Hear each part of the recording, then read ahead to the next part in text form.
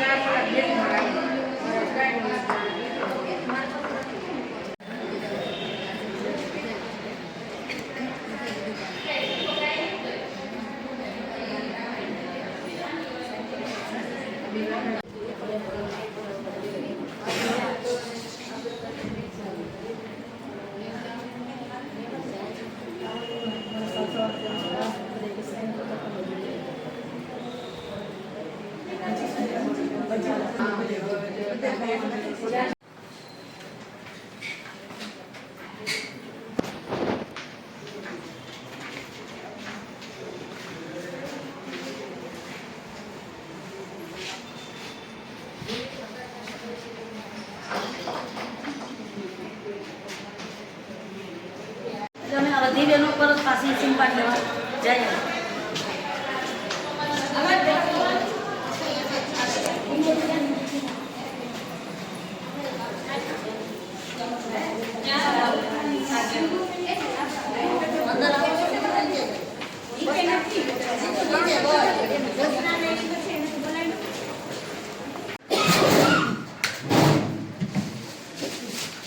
લડત મક્કમ આવી ગયા, લડત મક્કમ આવી ગયા. મક્કમ જ છે ને આપણું પૂછવા ગયા છે સાહેબ ભૂમિ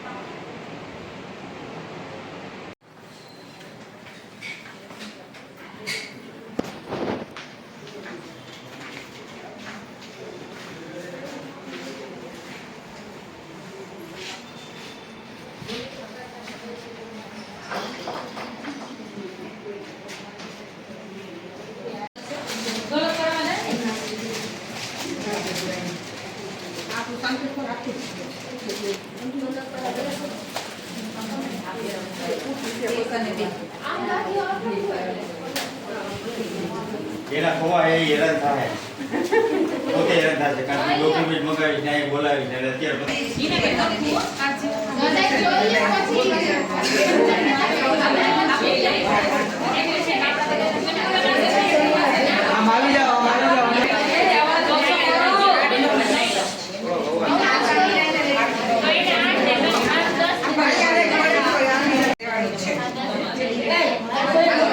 એટલે એમાં બતાવવાનું મૂકેલું જાય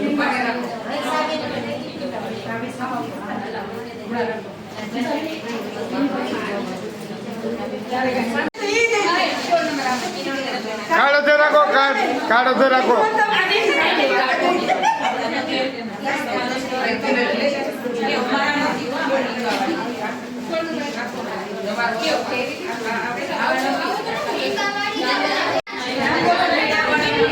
એક જ જમવું હોય છે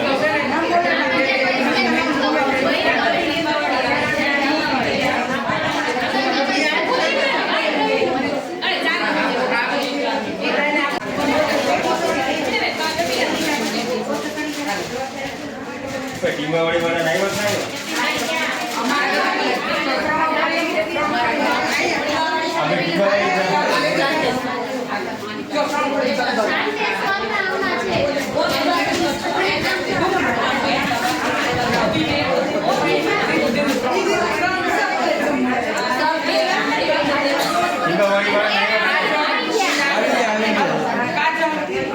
વાત સામે આવી શું કહેશો?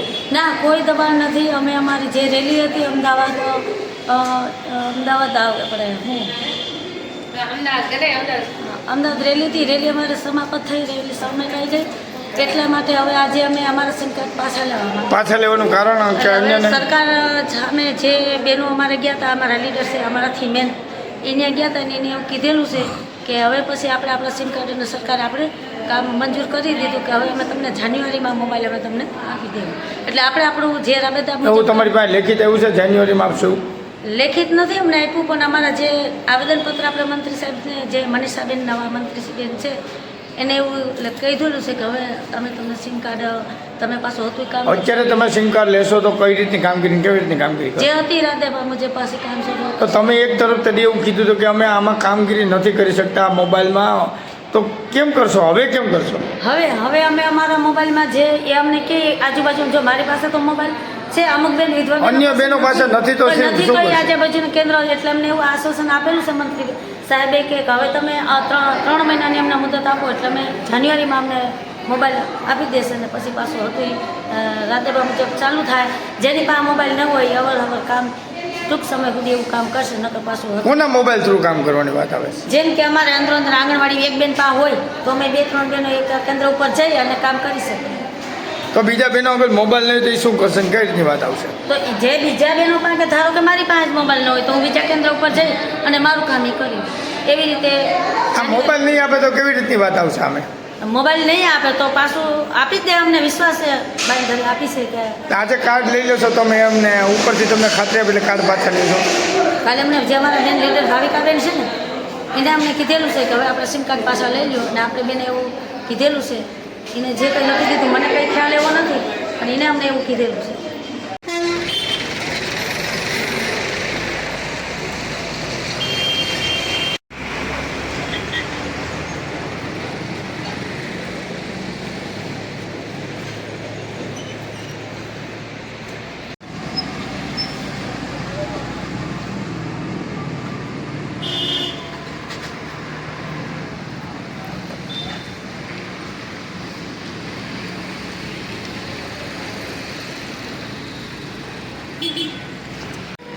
જૂનાગઢ શહેર ખાતે આજે કાળભૈરવ બાપાની જન્મજયંતિની ભક્તિભાવપૂર્વક ઉજવણી કરવામાં આવી હતી અને જૂનાગઢ રેલવે જૂનાગઢ ભૂતનાથ ફાટક પાસે આવેલા કાળભૈરવ દાદાના મંદિરે વિવિધ કાર્યક્રમો યોજવામાં આવ્યા હતા. ત્યારે જૂનાગઢ સહિત સમગ્ર સૌરાષ્ટ્રમાં આજે કાળભૈરવ જન્મજયંતિની ભાવવિભોર ઉજવણી કરવામાં આવી હતી.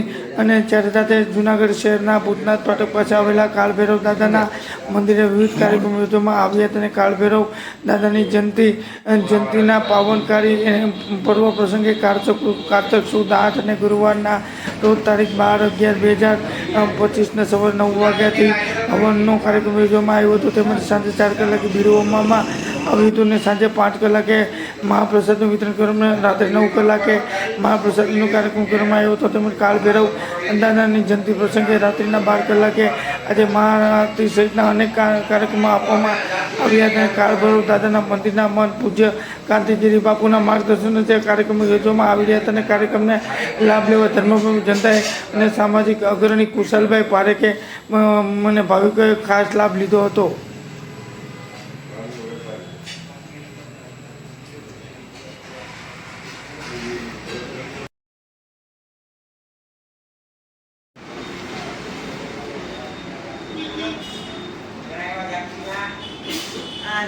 જો આવ્યા લેખમાં આગળી નો આમ કરે અંદર જોયો તમે કે નહીં? તો એ તો વાત છે. બધે ફોટા મૂકેલો લબુદેલો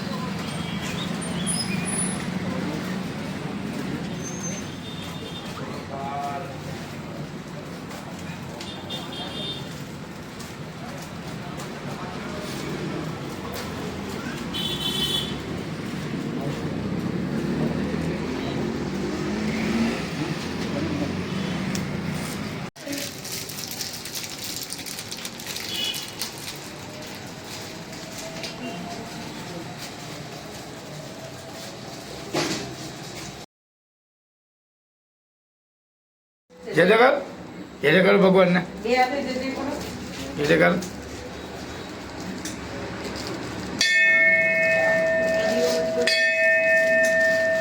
અહીંયા કરજો છે આગળ બેઠે કે બેટા અહીંયા રાખવાનું. જય જય કરો.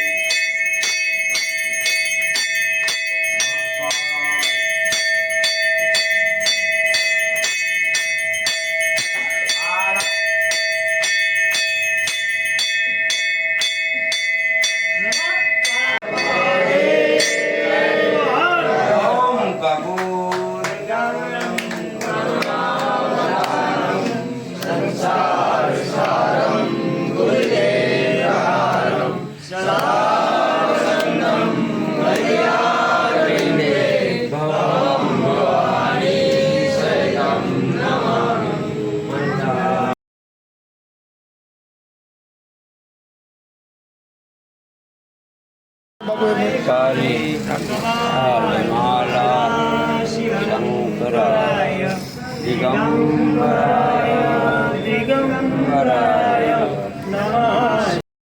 જૂનાગઢ શહેર ખાતે કાળભૈરવ બાપાની જન્મજયંતિની ભાવપૂર્વક ઉજવણી કરાઈ હતી પર જૂનાગઢ શહેરના સોનાપુરી સ્મશાન નજીક આવેલા કાળભૈરવ બાપાના મંદિર ખાતે આજે નાના એવા ભૂલકા બાળક દ્વારા મયુરભાઈ પોલાદના ભત્રીજા દ્વારા જે કાળભૈરવ બાપાનું મંદિર છે ને મહાદેવનું મંદિર છે તેમની ભક્તિભાવપૂર્વક આ નાના એવા બાળકે ઓમ નમઃ શિવાયનો નાદ